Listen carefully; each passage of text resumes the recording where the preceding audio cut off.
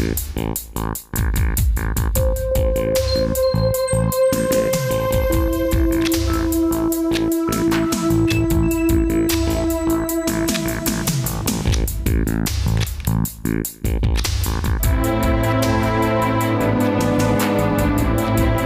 கிழவன் தினமும் விதவிதமான காய்கறிகளோட சமைச்சு தான் மட்டுமே வகை வகையா சாப்பிட்டுக்கிட்டு இருக்கான். 2 நாள் ஆச்சு, நமக்கு இது வரைக்கும் ஒரு சோத்து பறக்க கூட கொடுக்கல. இவன் மனசுல என்ன நினைச்சுக்கிட்டு இருக்கான்? சொன்னபடியே நம்மளை கொன்னுடுவானோ? சேச்சே, அதுக்குள்ள கௌரி வந்து நம்மளை காப்பாத்திடுவா. சரி, அது வரைக்கும் நம்ம பசியோட பட்னி கிடக்கணுமே. எதுக்கும் கிழவன் கிட்ட இன்னொரு தடவை கெஞ்சி பார்ப்போம். தாத்தா. என்ன கௌதம், இப்படி 2 நாளா பச்சை தண்ணி கூட கொடுக்காம இப்படி பட்னி போட்டு வச்சிருக்கியே, இது உனக்கே நியாயமா இருக்கா? சிரிக்காதையா. இப்படியே 2 நாள் என்ன பட்னி போட்ட என் உடம்பு ரொம்ப இழைச்சு இந்த கம்பி வழியா வெளியே வந்து தப்பிச்சு போயிடுவேன். அதான் நடக்காது. உன்னை சுத்தி கட்டுறதுக்கு கொசுவலை வாங்க போறேன். அதாவது செய்யா, கொசுவாவது உள்ள வராம இருக்கும். கொசுக்கடி தாங்கல. அப்படின்னா கொசுவலை கேன்சல். நாம இப்படி போனா அந்த ஆள் அப்படி போறானே, என்ன பண்ணலாம்? என்னடா யோசிக்கிற? இல்ல, இவ்ளோ காய்கறி நறுக்கிட்டு இருக்கியே, இது அத்தனையும் சமைச்சு நீ மட்டுமா சாப்பிட போற? இல்ல, இதையெல்லாம் சமைச்சு சத்திரத்துக்கு எடுத்துட்டு போய் சமபந்தி போஜனம் வைக்க போறேன். மடையா கேக்குறான் பாரு கேள்வி. டேய், இதெல்லாம் எனக்கு ஒரு வேளைக்கே பத்தாதுடா. ஆமா, சாப்பாடு ஐட்டத்துல எது உனக்கு ரொம்ப பிடிக்கும்? என்னமோ வாங்கி தர மாதிரி பேசுற. வயித்தறிச்சல கலப்பாதையா. வாங்கி தந்தா வேண்டாம் நான் சொல்ல போறேன், சும்மா சொல்லுடா. ஒருவேளை கிழவன் மனசிறங்கி வாங்கி கொடுப்பானோ? இதுக்கு சொல்லி வைப்போம். தாத்தா, எனக்கு காளான் நூடுல்ஸ்னா ரொம்ப பிடிக்கும். அப்புறம் எக் ரைஸ் சாண்ட்விச். மேல சொல்லு. சிக்கன் தந்தூரி. வேற வேற? ஐஸ்கிரீமும் ஃப்ரூட் சாலட்டும். டேய் பொடியா, இப்ப நீ உனக்கு பிடிக்கும்னு சொன்ன எல்லா ஐட்டங்களையும் சமைச்சு உனக்கு முன்னாடி நானே தனியா சாப்பிட போறேன்டா. வரட்டுமா?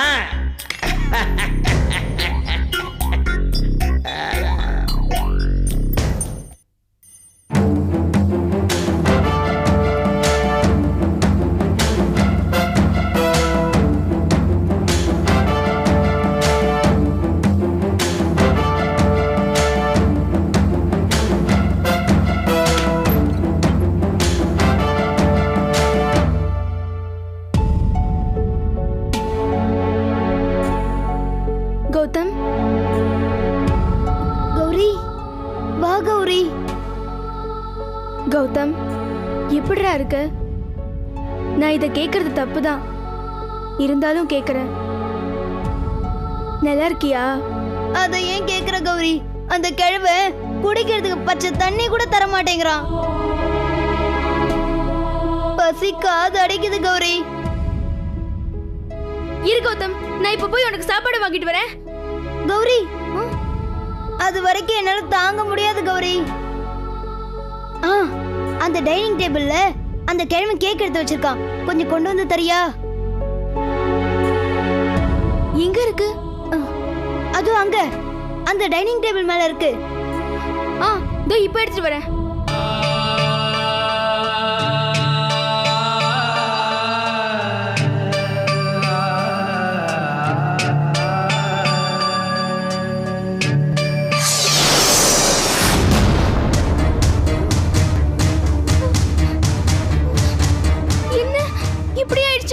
என்னாச்சு கௌரி? இல்ல கௌதம், கேக் எப்படி கட்டையா மாறுச்சு?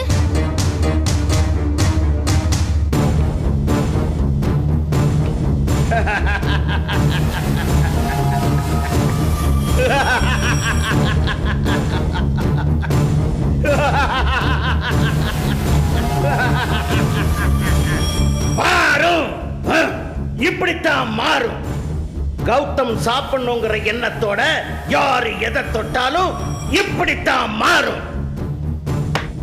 டேய் கிழவா, இருடா. எனக்கு மட்டும் மந்திர சக்தி கிடைக்கட்டும்.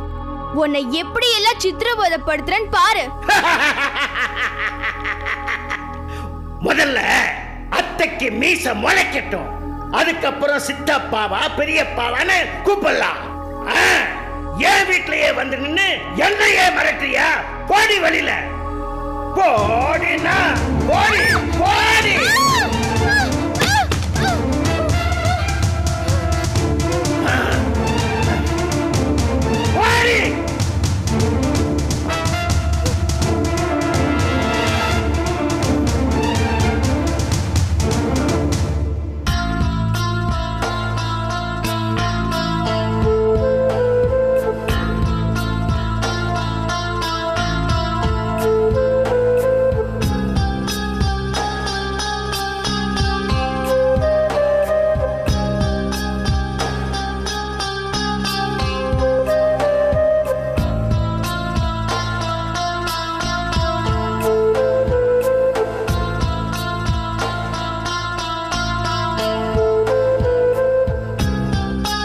மூசா, என்ன பாட்டி? மூசா, தாத்தா எல்லா விஷயமும் சொன்னாருப்பா. ஆமா பாட்டி, நாம இந்த ஊரை காப்பாத்துறதுக்காக தினமும் போராடிட்டு இருக்கோம். ஆனா அந்த ரத்த காட்டேரிங்க தங்களோட உயிரை காப்பாத்திக்கிறதுக்காக தினமும் மனுஷங்களை கடிச்சு ரத்தத்தை குடிச்சிட்டு வருதுங்க. இதெல்லாம் சில சமயங்கள்ல அதுங்களோட பசியும் வேகமும் யுக்திகளும் நம்மள தோக்கடிச்சிருது. தோத்து போறது நம்மளா இருந்தாலும் அதனால செத்து போறது அப்பாவி ஜனங்க மூசா. அது மட்டுமா, செத்தவங்க ரத்த காட்டேரியா மாறி அவங்க கூட்டத்திலே சேர ஆரம்பிச்சிடுறாங்களே. அப்படி பார்க்க போனா நம்ம உயிரோட இருக்கும்போது யாரை காப்பாத்த போராடணுமோ அவங்களே செத்து ரத்த காட்டேரியா ஆனதுக்கு அப்புறம் மீண்டும் அவங்கள அழிக்கவே போராட வேண்டியதா இருக்கே. நிச்சயமா நமக்கு இருமுனை போராட்டம் தான். இதுல இருவேறு கருத்தே கிடையாது. போராட்டம் போராட்டம்னு அந்த ரத்த காட்டேரிங்கள்ட்ட நம்ம எத்தனை காலத்துக்கு தான் போராடிக்கிட்டு இருக்க போறோம்? இதுக்கு எப்பதான் முடிவு, இல்ல என்னதான் முடிவு? அந்த முடிவு சீக்கிரமாவே வரும். அது ஜனங்களுக்கு சந்தோஷத்தையே தரும்.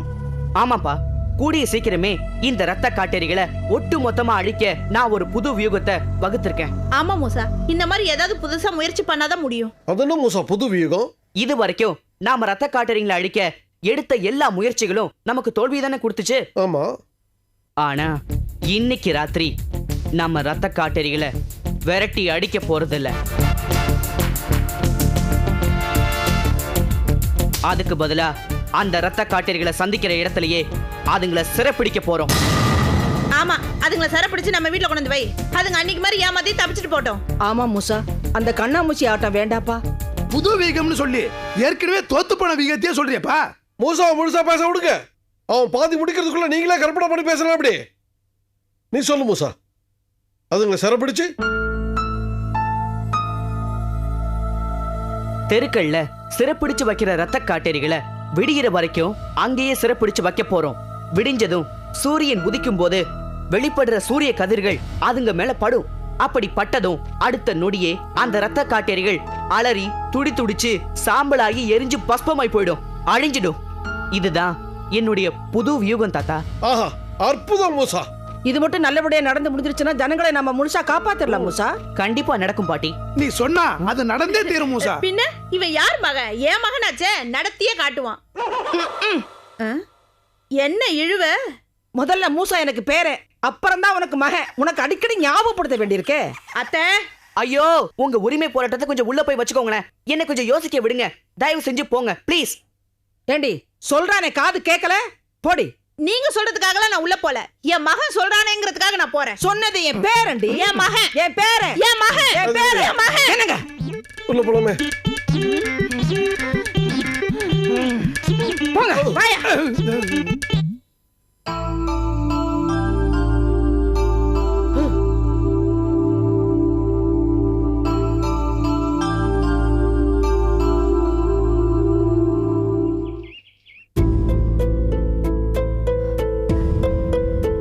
அவரு கௌதம கடத்திருக்காங்கன்னு கடத்தல்காரங்களை புடிச்சு விசாரிச்சு கடைசியில அவங்களும் கடத்தலன்னு சொல்லிட்டாரு. கௌரி என்னடான்னா அந்த கிழவன் தான் கௌதம கடத்திட்டான், அவனை கிளியாக்கி வச்சிருக்கான்னு என்னென்னமோ உளறா. அவ சொல்றபடியும் நடக்கிறதுக்கு சுத்தமா வாய்ப்பு இல்ல. கௌதம் தானே காணாம போறதுக்கோ இங்க எந்த காரணமும் இல்ல. அப்ப கௌதம் எங்கதான் போனா, என்னதான் ஆனா? யோசிச்சு யோசிச்சு தலையே வெடிச்சிரும் போல இருக்கு. மொத்தத்துல என் புள்ள என்கிட்ட இல்ல, அது மட்டும் உண்மை. இவங்க சொல்றதெல்லாம் எதையுமே நம்ப முடியாத நிலைமையில இருந்துகிட்டு இருக்க.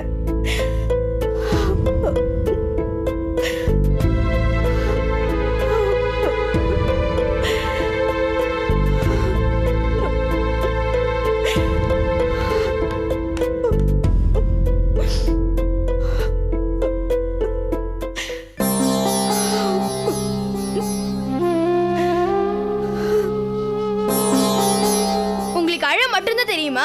கொஞ்சம் கூட யோசிக்க தெரியாதா? எதை பத்தி யோசிக்க சொல்ற? இப்ப நீங்க எதை நினைச்சு அழுதுட்டு இருக்கீங்க? கௌதம் காணாம போனது தவிர வேற எதை நினைச்சு நான் அழ முடியும்? உங்க அப்பா கடத்தல்காரங்களும் கடத்தலன்னு சொல்லிட்டாரு. விசாரிச்சாத அவர் நம்புவாரு. அவர் சொல்றத நீங்க நம்புவீங்க. ஆனா நான் உண்மையை சொன்னா நீங்க ரெண்டு பேருமே நம்பவே மாட்டீங்க. இல்ல கௌரி, நான் தினமும் கௌதம பார்த்து அவகிட்ட பேசிட்டு தான் இருக்கேன். இத நீங்க நம்புவீங்களா? கௌதம நீ பாத்தியா? கௌதம் கிட்ட பேசினியா? என்ன பேசின? பின்ன ஏண்டி அவனை வீட்டுக்கு கூட்டிட்டு வரல? அவனை எப்படி இங்க கூட்டிட்டு வர முடியும்? அவனை தான் கிழவன் கூண்டுக்குள்ள அடிச்சு பசியோட வச்சிருக்கானே. போடி, திரும்ப திரும்ப அதையே சொல்லிக்கிட்டு இருக்க. அது எப்படி ஒரு மனுஷனை கிளியா மாத்த முடியும்? இது என்ன மந்திரமா தந்திரமா? கௌதம அந்த கிழவன் கிளியா மாத்துனது உண்மை. ஆனா இப்ப அவன் கிளியாவும் இல்ல. கௌதமாவே சின்ன சைஸ்ல அதே கிளி கூண்டுக்குள்ள இருக்கான். ப்ளீஸ் மா, நான் சொல்றது கொஞ்சம் நம்புங்க. அது எப்படி முடியும், அது எப்படி முடியும்னு கேட்கறத விட்டுட்டு ஒரே ஒரு தடவை நேர்ல வந்து பார்த்துட்டு பேசுங்கம்மா. நீங்க வந்து பார்த்து அழுது கேட்டா அந்த கிழவன் ஒருவேளை கொடுத்தாலும் கொடுத்துருவான். ப்ளீஸ்மா, வாங்கம்மா ப்ளீஸ். என்ன இவ கௌதம் அந்த கிழவன்கிட்ட இருக்கிற மாதிரியே பேசுறா? ஒரு தடவை போய் தான் பாப்போமா? யோசிக்காதீங்கம்மா, வாங்க ப்ளீஸ். சரி வா. வாங்க வாங்க.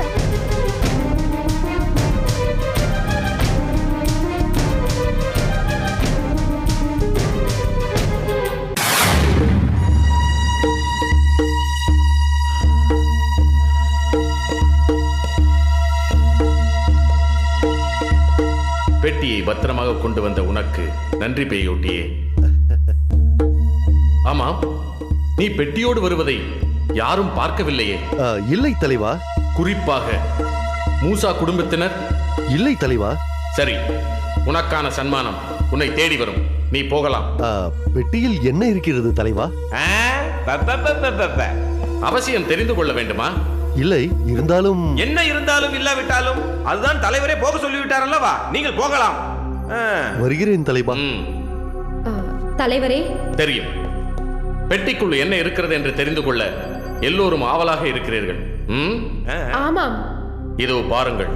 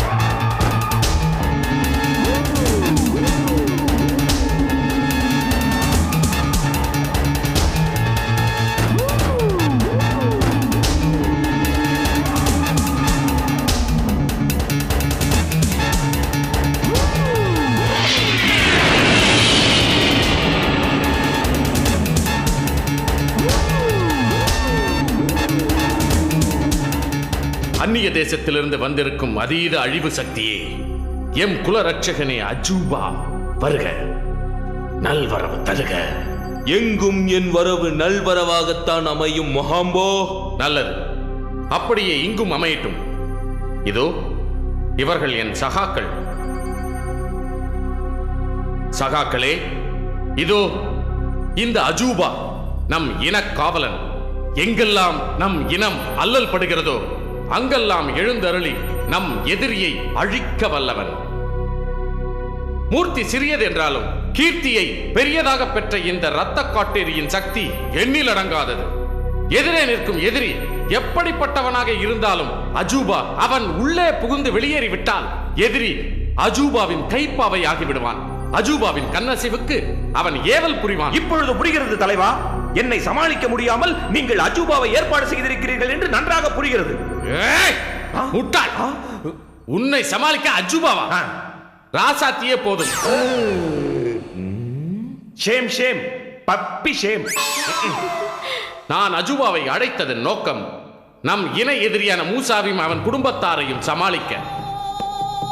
எதையும் சாதிக்கும் வல்லவனே அஜூபா, நீர் இங்கு எதிர்கொள்ளப் போவது மூசா என்னும் பூதகுல இளவரசனையும் அவனுடைய குடும்பத்தாரையும் தான் என்பதனையும் அவர்களின் வலிமைகளையும் நான் என் நுண்ணறிவால் உணர்ந்து விட்டேன்.